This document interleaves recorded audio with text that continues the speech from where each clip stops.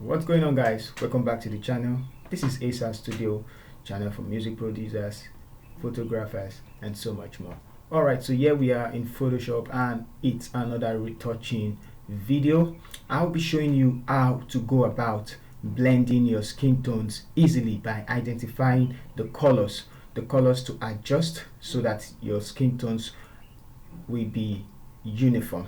Alright, and after that we'll be doing some retouching to make the picture pop out the more and create the stunning images, the colors to choose to adjust, to make the image come to life. Alright, so let's get started.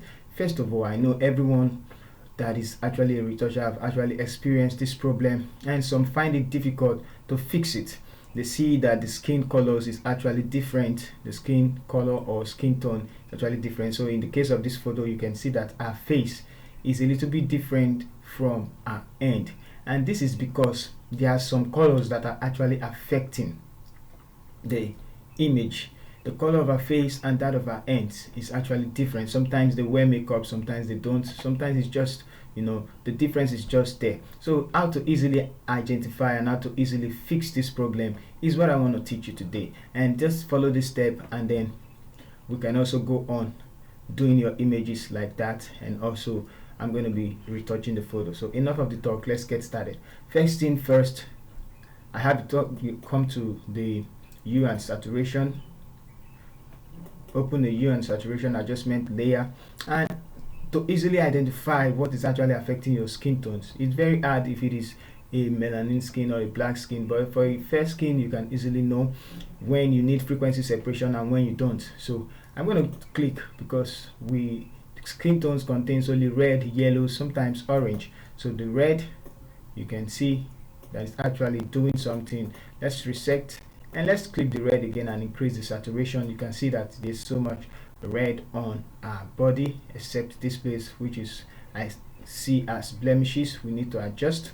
Alright, so now let's go to the yellows and let's crank it up, and you can see that this side and this side is not even affected. Just a little part of our ends and that of our face is actually affected. It simply means that yellow is one of the cause of the problem, in which the skin tones are not actually matching. So I'm going to take that back by resetting it, and I'm going to adjust the yellows now. So let's go to the yellows and let's desaturate it instead of changing the hue. Alright, so I just desaturated the yellows a little bit, and you can see the lightness of this and the lightness of this are not actually the same. So we need to crank up the lightness to make them blend together. So like that. I'm going to go to the red because we have a little bit of red all over, so I don't want to desaturate the red, but you can actually increase the lightness of the red too. And this time around you can actually decrease the saturation, but it's actually going to affect the photo. It's going to make it look as if the person is pale. Alright, so let's change it back to 0, and let's see, this is the before and then this is the after. So you can actually go back to the yellows again, and take it all the way back to make sure it's actually uniform. So that will do. Alright, so let's check our before and then our after. You can see, so it's very hard for you to actually fix this with the frequency separation because the colors are not actually the same. So now that the colors are the same, we can create a stamp visible layer, Ctrl Shift Alternate E to create a stamp visible layer, and then we do some frequency separation. Just because when I cranked, let me turn off this layer and then reset this one back, the yellows. Let's reset the max, everything together. When I went to the red and I took everything up, you can see that some of our ends are not actually uniform. So we need to blend this with the frequency separation. So I'm just going to reset this and delete it, or let's delete it. Okay, so now here we are with a new image, and let's do some frequency separation. Easy to do frequency separation for you guys. Just Ctrl J twice, and this will be our reference. I'm going to turn it off. So this one I'm going to name it color, and then I'm going to name this one texture. So I'll come back after doing the frequency separation to show you how I went, what I did.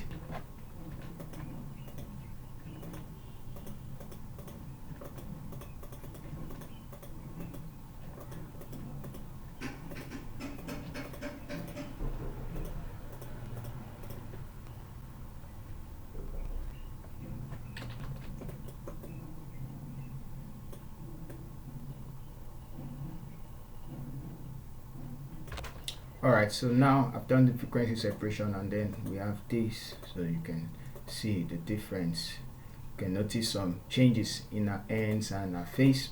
Alright, so after that I'm just going to enhance the colors of the photo. So let's create another stamp visible layer. Control Alternate Shift A to create another stamp visible layer, and this time around I'm going to be choosing some specific colors to adjust. So let's start with the blues, or we can actually go use the hue and saturation, and I'm going to go to the blues. And why is that? Hue and saturation. Alright, so hue and saturation, let's open it up and let's go to the blues.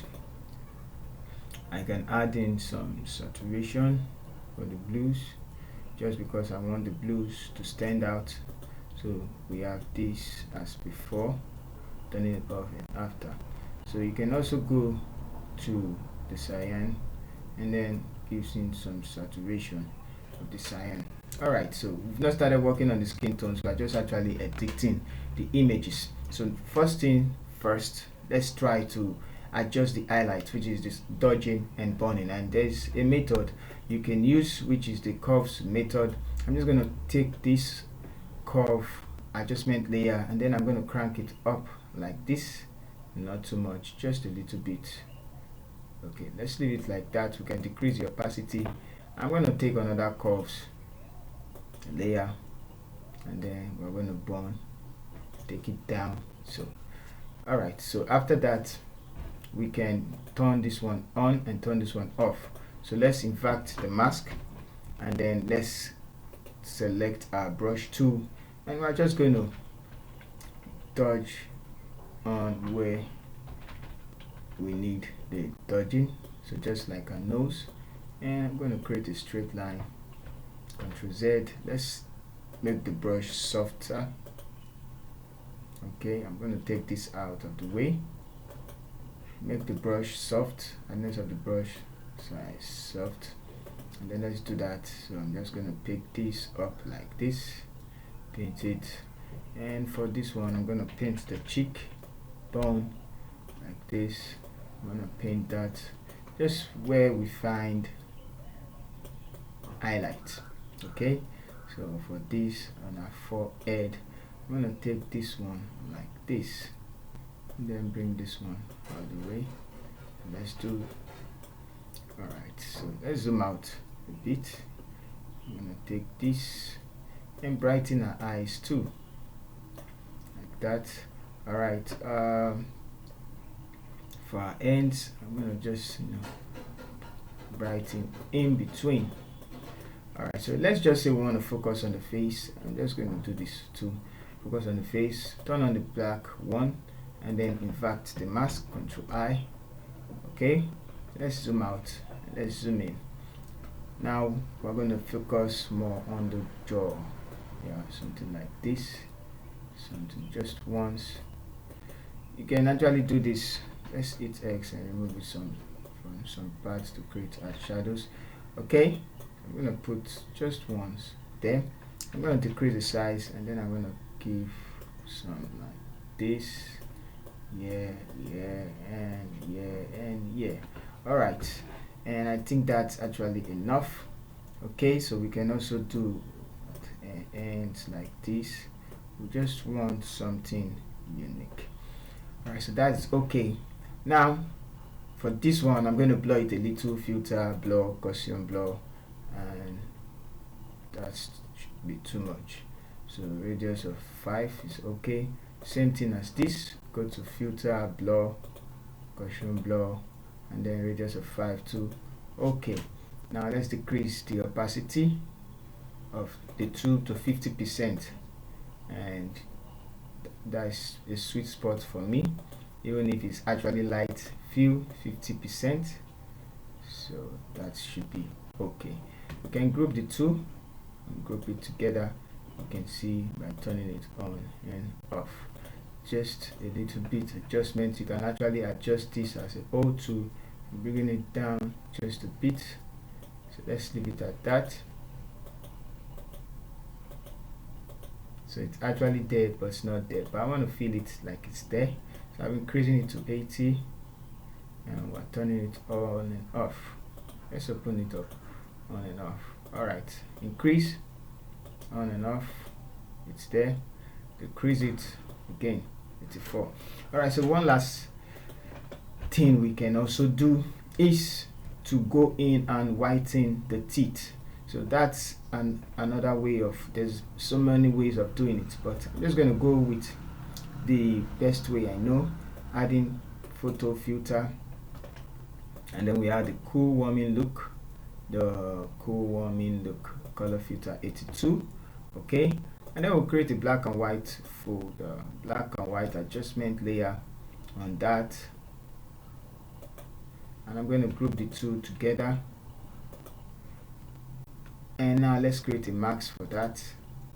Invert the mask, and then pick your brush tool and zoom in, and then I'm going to paint with white as our foreground color. Ctrl Z, something like this,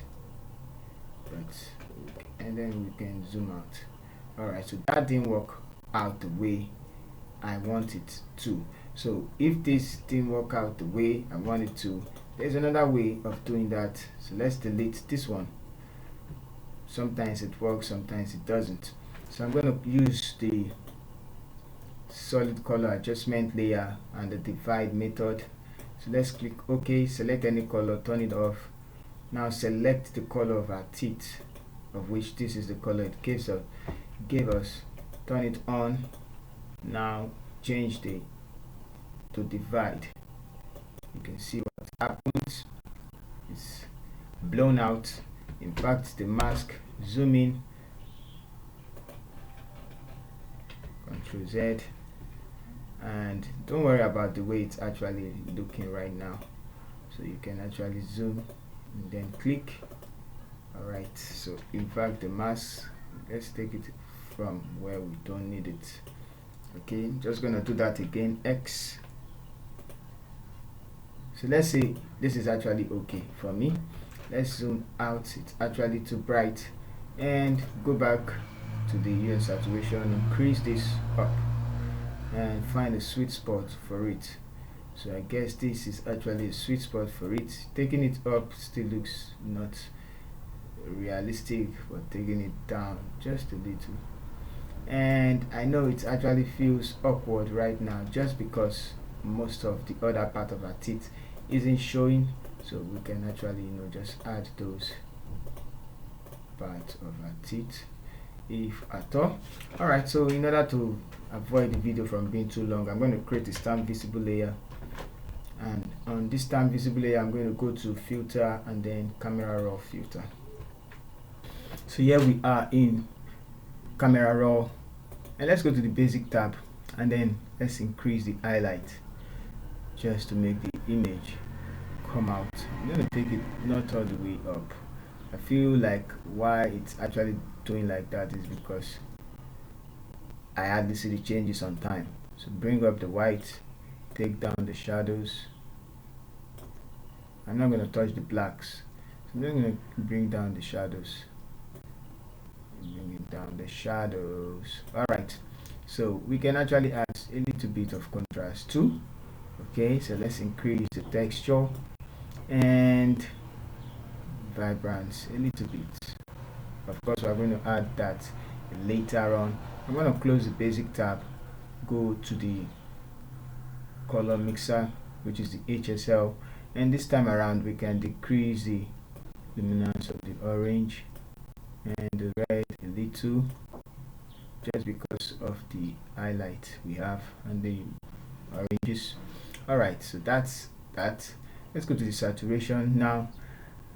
To replace the saturation we lost the other time, which is going to be applied to everything, we can crank this just a little bit up, the yellows and just the oranges and the red.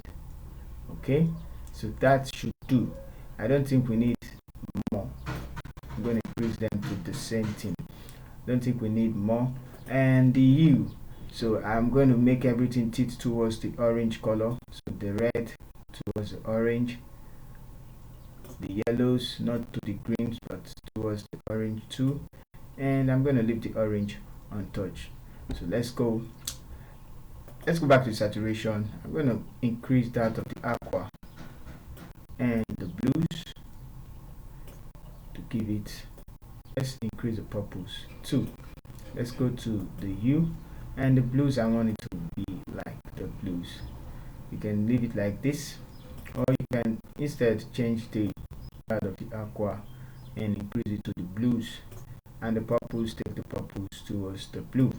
So it depends on what you want, and let's just take this one towards the purple, and then go to the saturation and increase it just a bit to create more depth on that color. And I noticed some of this color in the magenta. I'm going to leave the purples the way it is. Alright, so that's that. I'm going to close that and then go to the calibration. And on the calibration, I'm going to increase the priming like so, just a little bit when we get it. And then after that, let's bring down the blues, and you can see the change 34. Let's take this to 30 something also. And sometimes you can adjust the greens to see the one which work fine. But I feel, let's go taking it to the right and taking it to the left. I feel the right is actually looking awesome. Alright, so we can increase the saturation of this one, the slider right here, and then increase the saturation of this one right here. So we've succeeded in editing the photo. So you can create more details by sharpening, and that will do. Alright, so this brings us to the end. I'm gonna hit OK, and you can see the changes we actually made to the photo. And if you still want to go ahead color grading, let's wait. Alright, so here we are. So if you still want to go ahead color grading the photo, there's no problem with that, but I think I'm going to stop here editing the photo. What an awesome photo we have. So I'm going to turn off this. Okay, let's turn it back on, and then let's compare. So bringing this, I'm going to group them together. Alright, and then let's see. So we started from